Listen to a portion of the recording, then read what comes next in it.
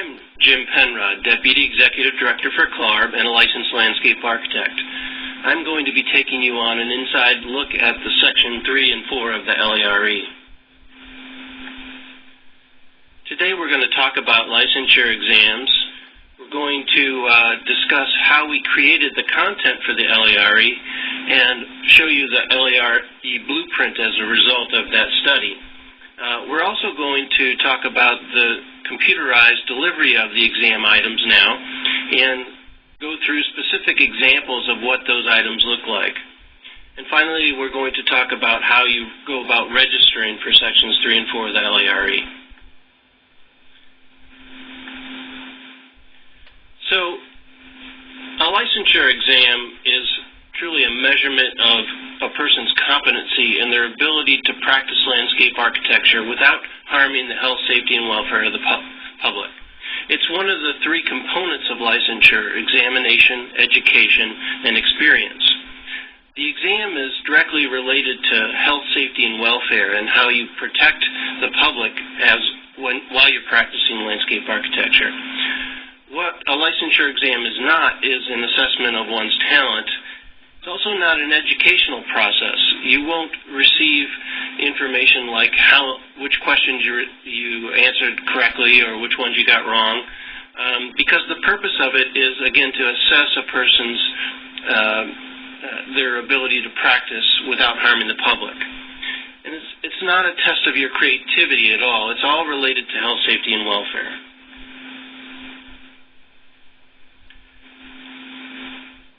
Every 5 to 7 years, L.A.R.E does a study of the profession called a task analysis.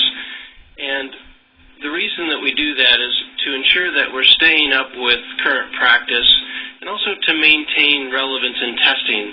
If we see some things that are changing in the testing industry, we want to be sure that we're keeping up with those changes.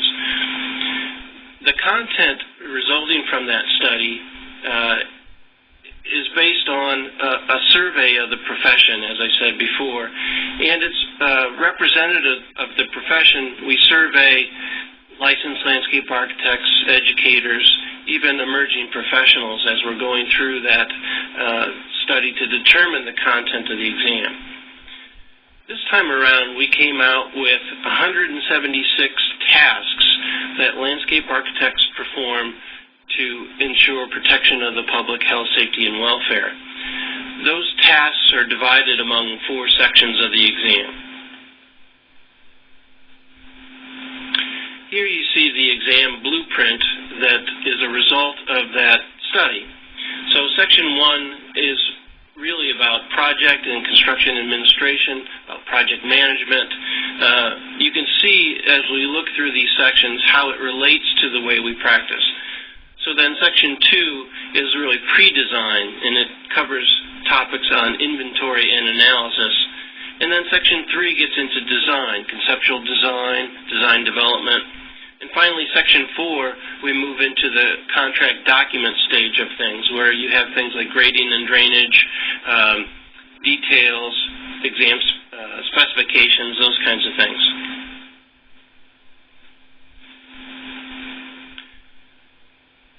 With the change in the examination, we decided to move to a computerized delivery model for several reasons.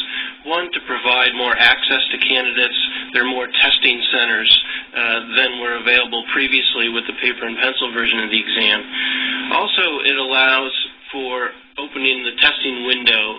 Previously, the graphics were given on one day, and now we can do this over a 2-week window as we relate it to computer delivery.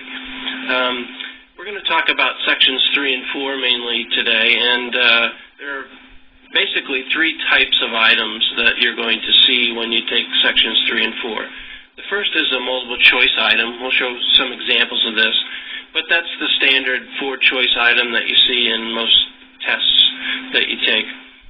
Multiple response is similar to a multiple choice, but it does allow you to answer more than one possible response. And I'll show you some examples of that. And finally, the advanced item types. We have 2 of those, one called a hotspot and one called a dragon place. These advanced item types replace the hand-drawn vignettes that were given in previous versions of the examination. So now let's take a look at what these exam items look like. So I'm going to go ahead and share my desktop and move to a different program so that we can see how these items truly relate.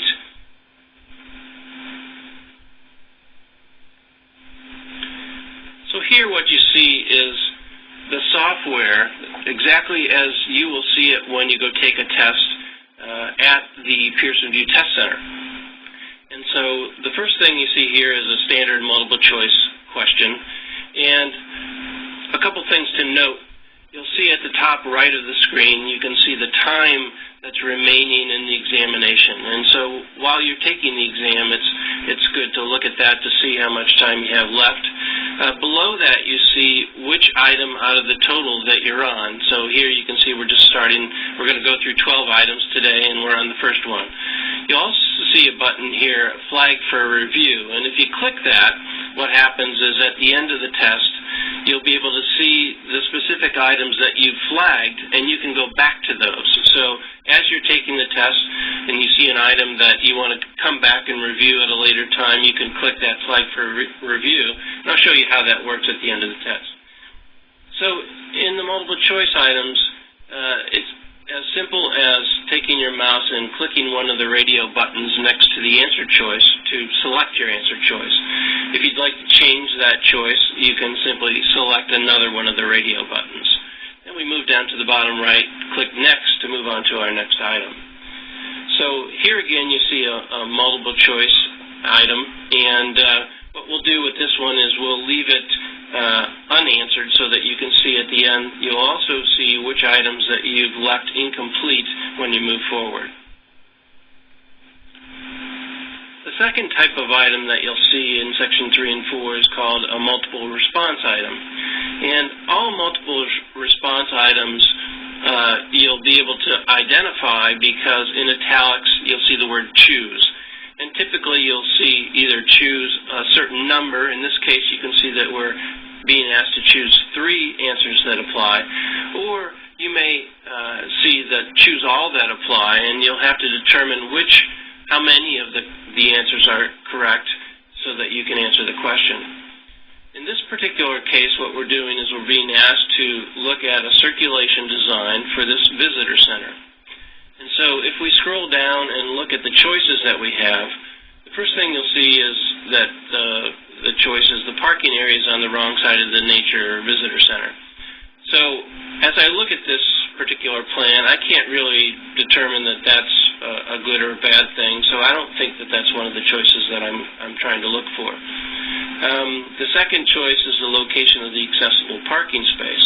So if you look at this, the accessible parking space should be the closest space to the visitor entry door.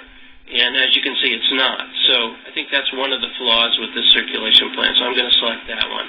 So I've got 2 more to go now. The parking area is located too close to the drop-off zone. Again, there's really nothing that tells me that it should be closer or farther away, so I'm not going to pick that one. The primary vehicular circulation goes through the parking area. So if I look at this, if someone is going to drop a person off and then wants to exit the site, the one thing that they'll have to do is go through the parking lot. And as you know, if you're in a hurry, you drop someone off, you want to get out of the site, get back home, wherever you're going, the one thing you're not going to do as you're going through the parking area is to really be all that careful, because you're really trying to exit the site and get out of there as quickly as you can. So that's one of the things that when we look at the exam is a flaw. So we'll go ahead and click that. What you'd like to see is a separate circulation loop and then the parking off of a different route so that you don't have to go through the parking lot. The next choice, the parking spaces and driveway aisles are equal in dimension. If we look at that, the circulation in the parking is one way. We know that a parking space is, approximately 20 feet deep, and so if the aisle were 20 feet deep, that would give us plenty of room to back out, so it doesn't really matter that those are equal in dimension.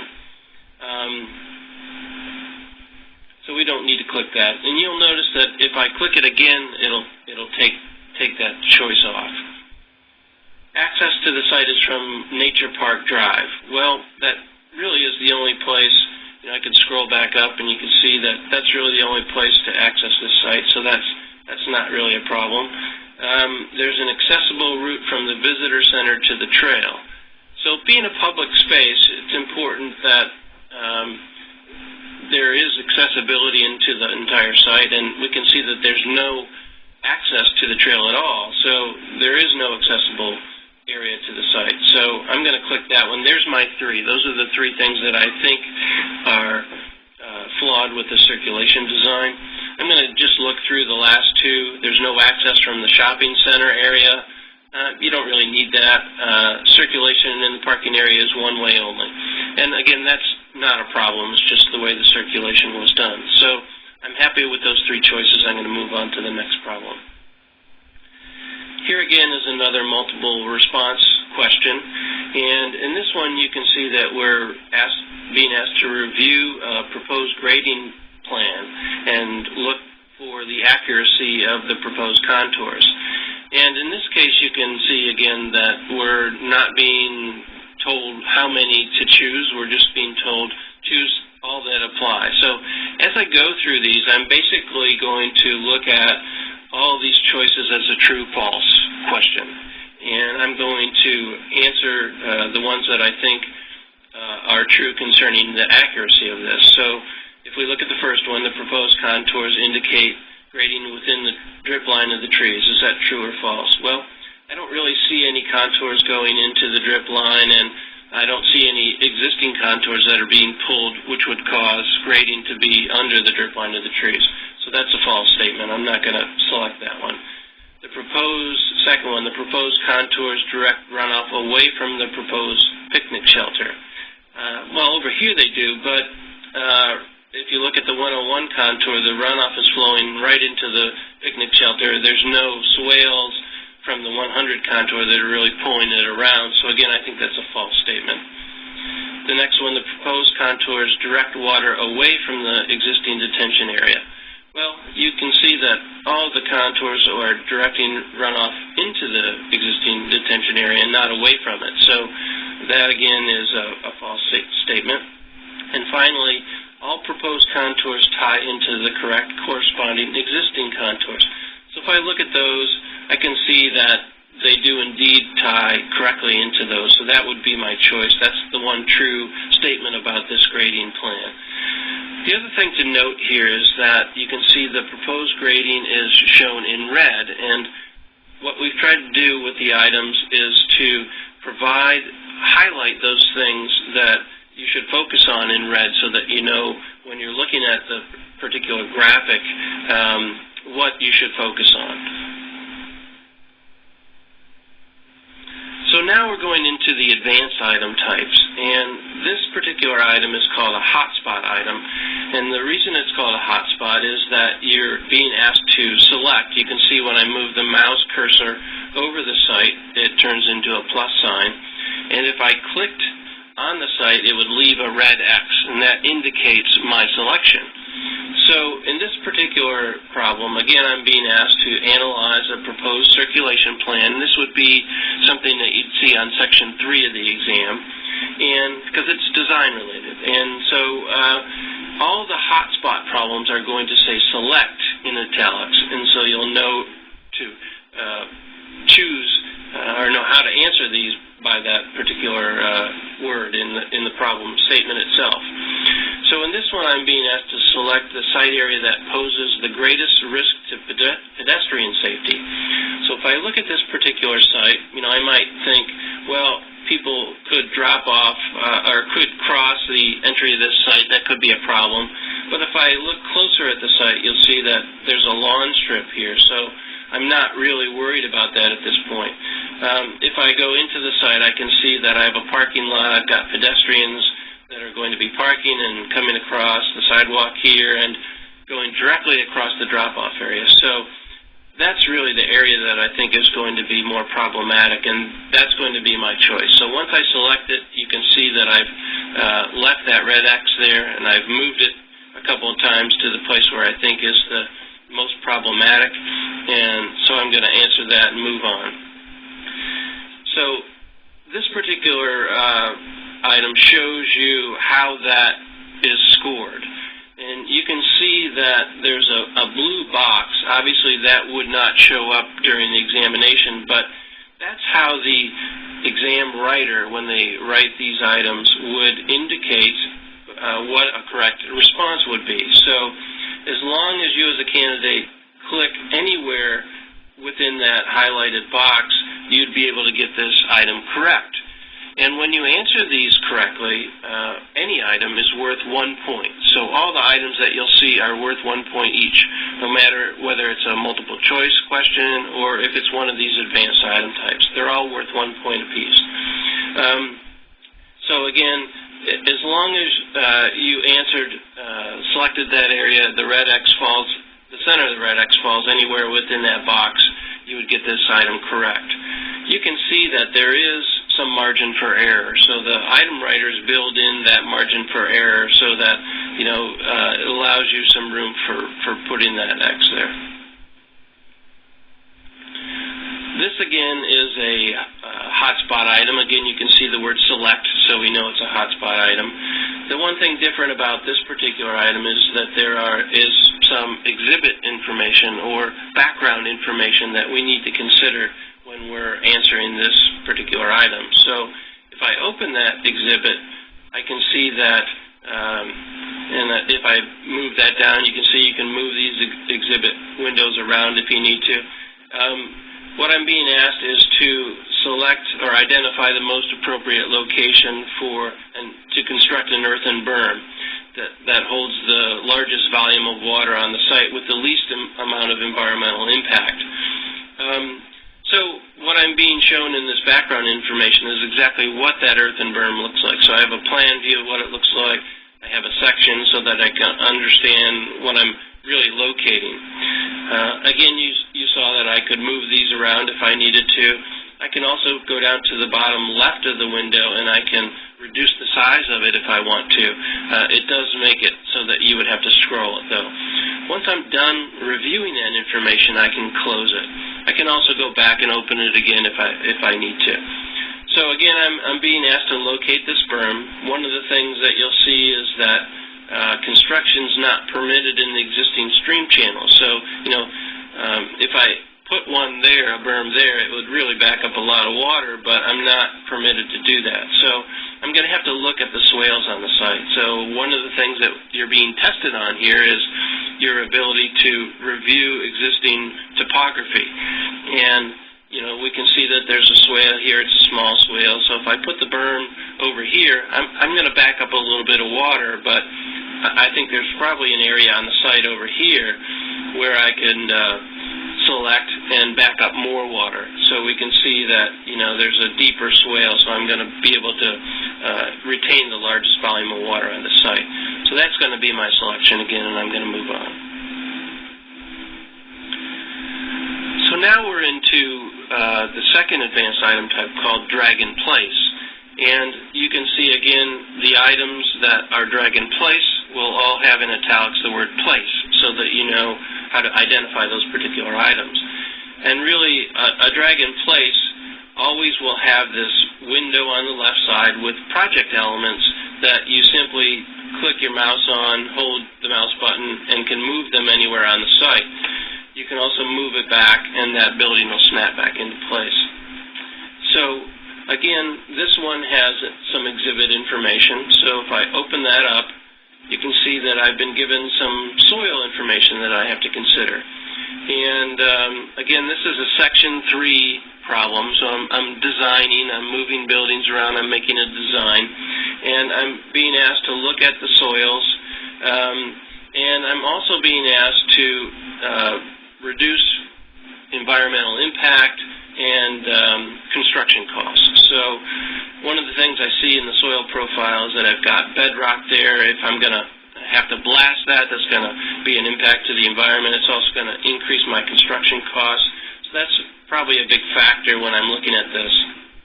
So if I move that up towards my buildings and my project elements, I can see that the recreation building has an 8-unit deep basement. If I wanted to place that on the site on soil type A, that would be fine. There's a bedrock starts at about 10 units down, so that would work. If I wanted to do it on soil type B, I'm going to have to blast. We've got soil at 7 units down. We've also got soil type C, some wet and unstable soil on the top. That's not very good for construction. And the bedrock is very shallow here, so that's going to be a problem. So if I'm thinking about this, the rec building is really only going to work on soil type A. If I look at the swimming pool, which is 6 units deep, again, that works on soil type A. Looks like it works fine on soil type B. I don't have to worry about the bedrock there. And again, soil type C is problematic. So I know, again, the rec building is going to be good on A, and the swimming pool is going to be good on soil type A or B. So now I can close that window, get it out of the way, and be able to answer this question. So I'm going to move this rec building over to soil type A.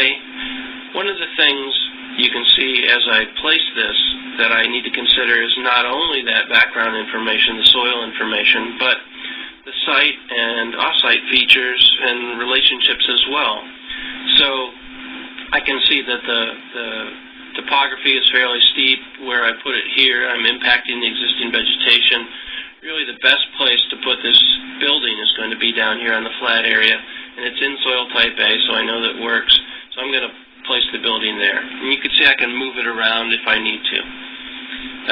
Now I'm going to put the swimming pool on. So I'm also looking at existing use relationships. I have a parking lot, I've got some tennis courts, I've got that building that I just placed. The swimming pool, is probably going to work best behind that rec building, I would think. It does work on soil type A, as we said before. But, again, you can see that the topography is going to be a big problem there if I'm going to put the pool there. So that's probably not the best area. And I could put it on B. I could put it over here. There's some topography there. It's probably too far away from the rec building. So it looks like, to me, the best place to put this is somewhere in that vicinity there on soil type B. And that's going to be how I'm going to answer this question and move on to the next one. So again, we have a design or section 3 question here where we're being asked to locate a building, and we're being asked to place it to minimize environmental impact and refer to that exhibit material again. So if I open up the window, one thing you'll see in this particular item is that I've got 2 different exhibit information tabs that I need to review. I've got the soil information. I also have a building section that I need to review to be sure that I'm able to answer this question. So if I look at the section first, one of the things I notice is that the building foundation is 12 units below grade, and that elevator core in the center of the building is 17 units below grade. And you'll notice that I'm talking about units instead of feet or meters. One of the things that we have done with the exam is to convert mainly these advanced item types to units, because you do not have the ability, obviously, to stick a scale on your computer screen and measure these things. So we're providing this information in units rather than in feet or meters, so that it's more of a universal application. It can be utilized in multiple countries if we go that route, and you don't have to worry about measurement. All that stuff will be given to you. But the units, it's simply math. So if you were going to solve this problem in feet and that was 12 feet or 12 meters, there's really no difference if it's 12 feet or meters or if it's 12 units. It's all just a math problem. So let's go back to figure out how to solve this. Again, the building foundation, 12 units deep, the elevator core, 17 units deep. So if I look at the soil, and again, I'm focused on bedrock and construction costs and those kinds of things. So if I think about let's look at the elevator core first, 17 units deep. So if I look at the soil that would allow that, the only one that has bedrock that is below 17 units deep is this soil type 4. So I need to be sure when I'm locating that building that I locate it so that the elevator core is on soil type 4. Remember, the building foundation was 12 units, so if I look at 12, 1 would be okay, soil type 2 is right at 12, that'd be okay. Soil type 3, that would be fine. 4 is fine again. 5 is the only soil type where the bedrock is really shallow and it's going to be a problem. So now I know that I can close this. I know that the building, the elevator core needs to be on 4 and the building anywhere but soil type 5. So I could put it up here again, and you can see that we've hatched the soil types in different patterns so that you can see them on the screen. But again, if I locate it here, I've got to consider the off-site uses. I've got to consider, which are commercial here, which is fine, but I've got to consider the topography and that kind of thing as well, and that's problematic in this area over here. So the only other place with soil type 4 would be over here. So I could put the building right there. But remember again that the building itself cannot be on soil type 5. So in order to get this item correct, you would have to make sure that the entire building was not on soil type 5 and that the elevator core in its entirety is on soil type 4. So that area works. It's near commercial, and it seems to be fine. So that's how I'm going to answer this question. Next, I'm going to go on to a problem that you'd see in Section 4 of the exam, which in this case deals with contours and grading. And if we look at the exhibit, what we're being asked to do is create this berm section next to the big box drive or the road in front of the site. So it also says I have to do a half unit high berm. And you might ask, well, how do I know how tall these things are? Well, one of the things that you're being asked to look at here is, and to demonstrate, is your ability to review the existing site features and determine how high that half unit berm would be. So if I look at this 100 contour, and I notice that the curb is a half unit high, so if we know how existing contours work, we know that this 100 contour is going to run down the face of the curb and come out at the top here. So we know that from this point to that point where it comes out of the curve is a half unit high. So if I look at the contour profiles that I'm being asked to locate, I can see that this one here on the top is obviously higher than a half unit high because of the distance here. Looks like this particular contour profile is the right height. And now I need to determine which one is a berm. So if I was going to pick this one on the bottom left, I would be demonstrating a swale, and that would be a problem in this particular item. So I'm going to utilize this one, and I also have to locate it in the proper place. So if I located it right there, the problem with that would be that I'd be taking away my curve. So I need to locate the berm, the contour profiles, to create this berm in the proper location. It also says that I have to create this berm between A and B. And again, you can see those are highlighted in red so that you know where you're working. So I need multiple copies, and you can see that I have those available to me. So I'm going to place these on the site, and as I go along, I'm going to make sure I do these all accurately as I can and locate those to indicate that half unit high berm along the street there. As I get near the end, one of the things you'll notice is that that's my last contour. So if I've done this properly, you'll see that I've run out of those project elements so that I don't have to worry about, if I put one out here, that would make this problem incorrect. So we've provided just enough of these contours so that you can answer the question between those points A and B and then move on to the next question. So again here, I've shown you how those particular items are scored, and the boxes here would be how the exam committee member, the item writer, would tell you or would be able to score this problem. So you can see that you would have to have that particular contour profile that we just moved within each of these blue boxes. And you have been asked to move 6 of those contours. This question's not worth 6 points. You have to get all those correct to get your 1 point for this particular item. So the other thing you see is that there is some room for flexibility. The boxes that the item writer creates overlap into the street a little bit, so it gives you a margin for error. The contours have to be fairly accurate, but there is some margin for error.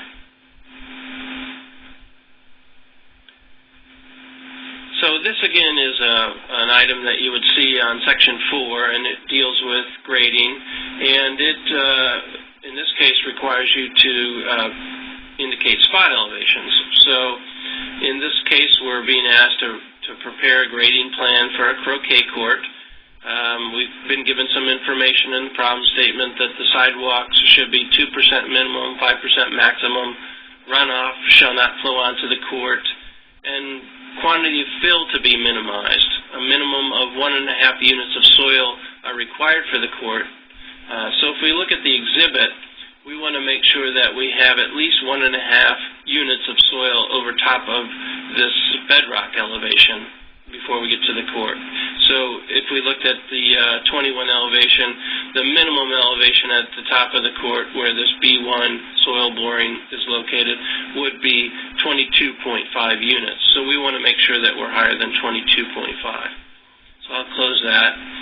Now I've got some information, so we know, we want to get down as low as we can. We want to minimize the fill that's on the site. So in order to get from 24.3 down to, again, we can look at it again, 21 plus 1.5, 22.5 elevation, we want to make sure we go down fairly steep. I can go down 5% max, so here, again, we're using units, but it's just a math problem. So 30 units times 0.05 for the 5% slope would give us 1.5 units. 30 times 5, 15, so 1.5 units. So if we take 1.5 minus the 24.3, we get an elevation of 22.8. One of the other things that we were told is that runoff should not flow onto the court. So if I keep this going down to minimize the quantity of fill, I'm going to have runoff coming down that sidewalk onto the court. So I don't want to do that. And you can see we've provided this spot elevation out here so that you have the ability to use it as a high point of swale and divert runoff around the court itself. So we're going to go back up. We want to go back up at the minimum now so that we minimize the fill. So at 2% times 10 units would be 0.2 units. So 0.2 plus 22.8, we're going to get the 23. And again, you can see there's multiple copies of this because we're going to need to utilize those to provide our spot elevations. And the other thing you can see is that the spot elevations that we're being required to indicate are all in a red box. So again, that color highlights so you know how to answer the question. So here we go, 2% down, 100 units. That's going to be 2 units. So we're going to get the 21, and we're going to put that in the 2 boxes where they're being asked to be located. And so I've located all those 5 spot elevations in the red boxes that are shown. I've made sure that I've kept my walk between 2% and 5%. I've minimized the quantity of fill. I've made sure that I have at least 1.5 units of soil over those bedrock elevations, and I'm going to move on to my next problem. So we're at the end, and you can see that, remember, we didn't answer question 2. You can see that it indicates that it's incomplete. I've also flagged question 1, so I can go back to that particular item, look at it again. Okay, I'm happy with that choice, so I can remove the flag, and then I can go back down here to the bottom left of the screen and go back to the review screen. I'm not going to answer question 2. I'm just going to end this review, and you'll see see that a note pops up, "Are you really sure?" Because at this point, you are being asked, you can't come back. So, yeah, I don't want to, I'm done, I'm happy with my choices. It asks you again, so then you need to move on. So now I'm told this is the end of the exam, so I click on the end of the exam button. Are you sure you want to end this? Yes. And I move back. So we'll go now back into the slideshow itself and move on to registration process. So one of the things that we've done with the exam, the changes we've done, is tried to make the exam registration as easy as possible. In the past, there are some places, some states, some provinces, we had to apply directly to them for one part of the test and apply to LARE for the other part of the test. We've made it so that you can apply directly to LARE or start out with us at least, and make it as simple as possible, three-step process. You start a council record.